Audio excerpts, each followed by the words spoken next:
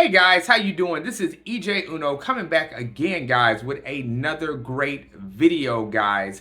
I will be talking about why the S20 Ultra 5G is better in 2023 than the other phones that have came out in 2023. Now, this is a phone that came out in 2020, and even 3 years later, going on 4 years, is still better than the phones I'm about to talk about. And these are some amazing phones. But just to let you know, just because the phone's newer doesn't mean it's better. So, guys, I got my hands back on it, got back to it, and I'm so happy that I have the phone as my daily driver, the S20 Ultra 5G, guys. Now, guys, I got this phone for $370, and guys, it is so great to have it. The phone is amazing, and I'm going to be talking about why. And I have always said this, just because a phone is newer, and I have said this in plenty of my videos, doesn't make it better than an older phone. Because to tell you the truth, uh, most of the time, the older phones are better than the newer phones on some levels. Now, the processor does get better with the phones, but sometimes the processor is a little bit better than some of the processors they put it in. So, like, let's say if you have a phone that's like 2023 and it has a MediaTek, depending on what processor it is, and then you got a phone that has a Snapdragon, depending on what processor it is, and it's older, the Snapdragon is pretty much going to be better than a MediaTek processor. So, on that being said, guys, let's get into the comparison of the phones I am talking about. If you didn't see the thumbnail, let me just walk you through these phones from one by one and tell you. Okay, so first of all, we're about to compete. We're about to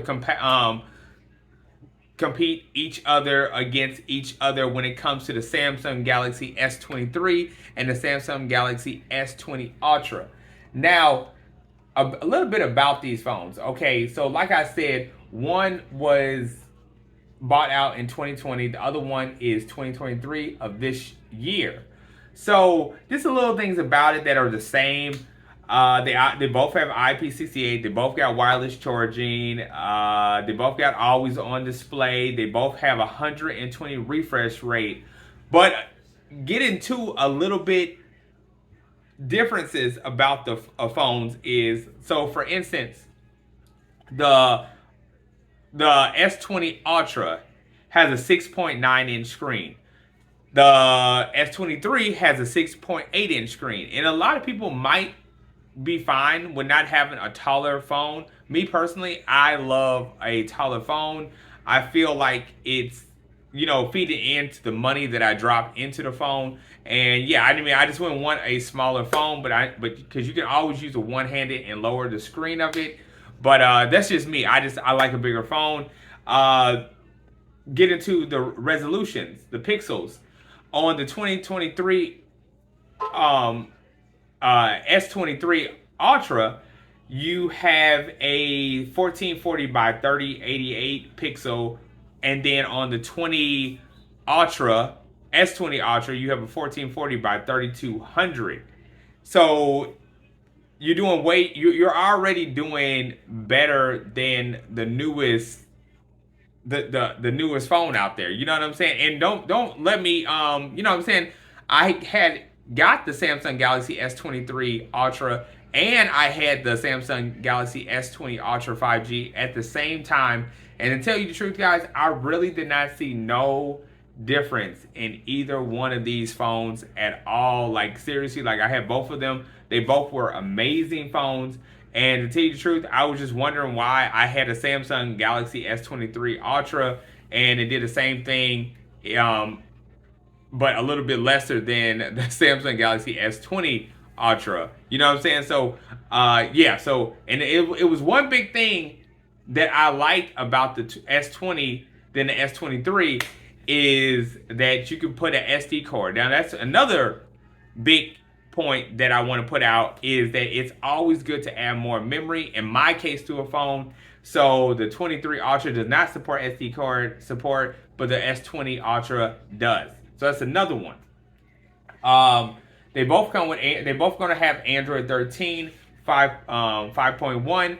Now the S20 Ultra will not have Android 14, and that's a shame because the phone is fully capable of doing that. So that was just, so basically that is just basically a few things. Okay, let before I get to the next phone, let me just tell you one thing that the S23 Ultra does have on it. It has a 200 megapixel camera followed by a 10 megapixel telephoto and another 10 megapixel telephoto and a 12 megapixel ultra wide. Now, the S20 Ultra has 108 megapixel and then a 48 megapixel telephoto, 12 megapixel ultra wide, and a 3 telephoto. So, yeah, so to tell you the truth, with a 108 megapixel camera versus a 200 megapixel camera, to tell you the truth, I mean, I can see the difference, but when you got, such beautiful big cameras like that, it's really hard to tell the difference. So, on that being said, one more thing before I move to the next. The S20 Ultra has a 40 megapixel camera in the front, and then lacking on the S23 Ultra has a 12 megapixel camera. So that just lets you know that it's still an amazing phone. The S20 is still, in my opinion, one of the best phones still to this day, doing good. Okay, so get into another phone that I want to talk about. We're going to talk about the Apple iPhone 14 Pro Max. Now, guys, I just want to say that even though I like the island theme of the iPhone 14 Pro Max, I am really just not an Apple fan at all. Like, I tried to get Apple so many times, and it's like I literally just couldn't stand to be an Apple. I just didn't like Apple products. I really didn't like. Apple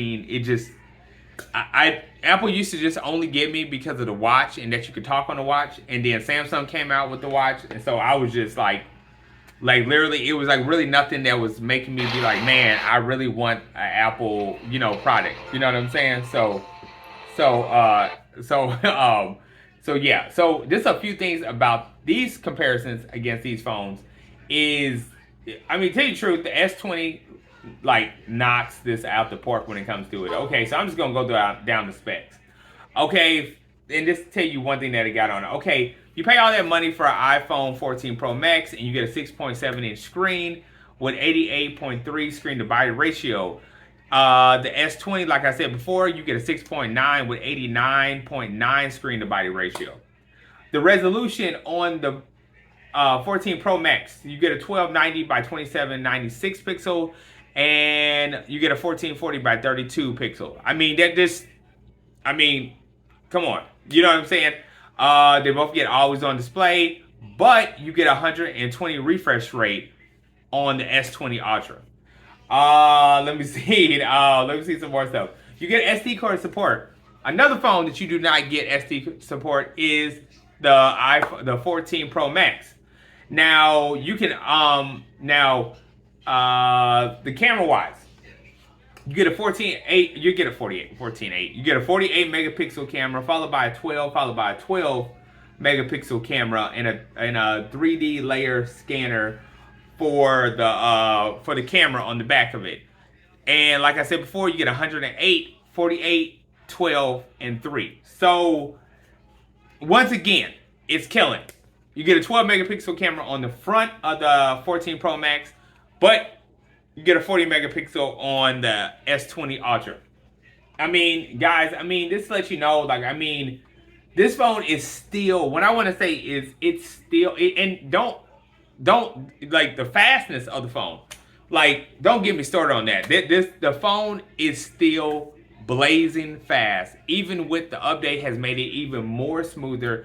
Like I said, Samsung, you should really this should be one of the phones that you should literally put the Android 14 on. I mean, I say give it one more year and put an Android 14 on this phone because it's still an amazing phone. And it's a shame that they didn't do that because they just want people to buy the newest Samsung phones. But one thing I gotta say about Apple is they still do that for their, you know what I'm saying? They still do that even for their older phones as much as they can. So that's when I want to say big ups to Apple for doing that. So yeah. Now get into the last phone that I want to talk about is, let's talk about the Motorola Edge Plus 2023, which I think is a beautiful phone. I think it's an amazing phone. I just don't understand why. You know what I'm saying? Like, I really just don't understand why they even made this phone, because it's just like it. When I'm about to compare to this phone, it makes it look like a budget phone, and the price tag they have on this Moto Edge is $699, which it should not be. It really shouldn't for what I'm about to get into. So before I end this video, let me just tell you. Okay, so first of all, the Samsung has always on display. The Motorola does not. The phone has a 6.67 inch screen. You already know what I said Samsung got. 6.9. We're rocking a 1080 by 24 pixel, and like I said about the Samsung, you got a 1440 by 3200. And it's a shame because the screen on the Motorola is OLED, which is crazy.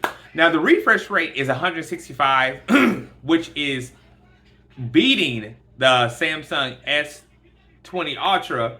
But to tell you the truth, when Motorola puts their refresh rates on phones, I really don't see that much difference. I really don't on any of their phones,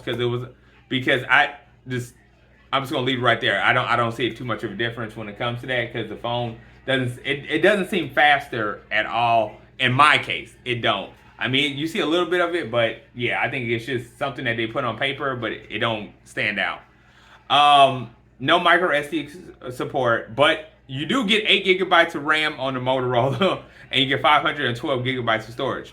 Why? Why would you just not put 16 gigabytes of RAM on the Motorola with 512? I mean, you put 8 gigabytes of RAM, that's going to eat that memory up so fast. So fast. So the cameras, you get a 50, 12, and another 50 ultra wide, followed by the Samsung that has 108, 48, 12.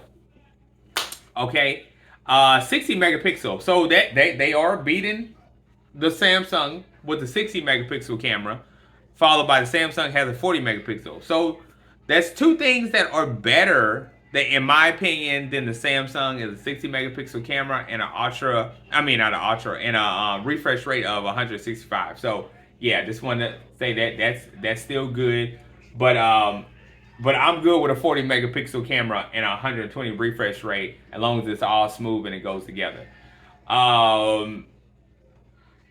Everything pretty much, you get they both got fingerprint under display, reverse, wireless, and as far as charging, let me see some other stuff. Oh, one thing I want to say about Motorola is I really think that you guys should, if you guys put nice screens on the phones, on your nicer phones, I think they should come with always on display. Just putting it out there because you guys have the ability, and I have said that before. But anyway, guys, still want to tell you this is still the reigning champ, and leave a comment below. Tell me, am I wrong? I definitely don't think I'm wrong, and I know it's other phones out there that probably or maybe better than this phone. I really haven't saw, and I've been doing my research. So I have saw some, but not not like that. But I just really, in my opinion, I think for the price that you can pay for this phone, which is like $300 and some, you still get more for your buck than going out there paying over $1,000 for a phone when you got it all right here. Just want to put that out there. But anyway, guys, I'm about to end this video. Sorry about being so long. And don't forget to like, subscribe, hit that bell button, guys. And I really want to say I appreciate you guys. Really. I'm out.